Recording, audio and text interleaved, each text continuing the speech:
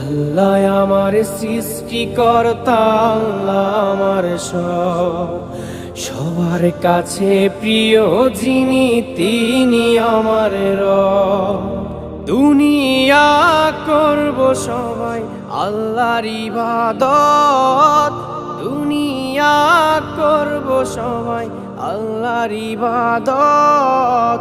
সব কিছুতে দিবেন তিনি তারি রহমত, সব কিছুতে দিবেন তিনি তারি রহমত।